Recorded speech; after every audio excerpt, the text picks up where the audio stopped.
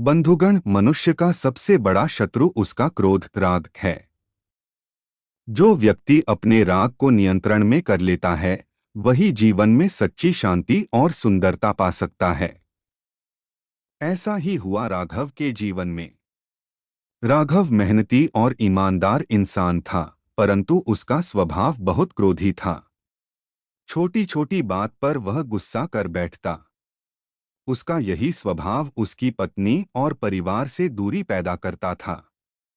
पत्नी बार बार उसे समझाती, कभी तो वह दिन आएगा जब तुम्हारे गुणों से यह कुटिया सुखमय हो जाएगी। एक दिन उसका बेटा राघव को पत्र लिखता है, बाबा, मैं आपसे बहुत आदर करता हूँ, परंतु आपके गुस्से से मुझे डर लगता है। यह पढ़कर राघव को बहुत ग्लानि हुई। उसने निश्चय किया कि अब वह अपने जीवन को बदलेगा। एक दिन वह घर से निकलकर एक सन्यासी के पास पहुंचा। राघव ने प्रणाम कर अपने दुख सुनाए, हे ऋषिवर, यह क्रोध मेरा सबसे बड़ा शत्रु है। मुझे बताइए मैं इसे कैसे नियंत्रित करूं। सन्यासी ने मुस्कुराकर कहा, राघव, क्रोध तब जन्म लेता है जब मनुष्य हर स्थिति को केवल अपने दृष्टिकोण से देखता है। दूसरों को भी समझना सीखो। हर इंसान से कुछ भूल होती है, लेकिन प्रेम ही हर समस्या का सच्चा समाधान है। यह वचन राघव के हृदय में उतर गए।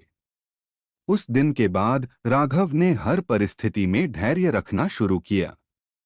खेत का काम करते समय, घर के छोटे छोटे झगड़ों में भी वह खुद को शांत रखता।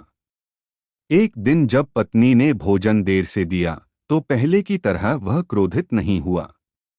उसने सन्यासी के वचन याद किए और मुस्कुराकर बोला, कोई बात नहीं, हर किसी से गलती हो सकती है। धीरे धीरे उसका स्वभाव पूरी तरह बदल गया। पत्नी के मन का डर प्रेम में बदल गया। पुत्र ने भी आदर और स्नेह के साथ उसे गले लगाया, बाबा, आप सचमुच बदल गए। अब आपसे मुझे डर नहीं बल्कि गर्व होता है।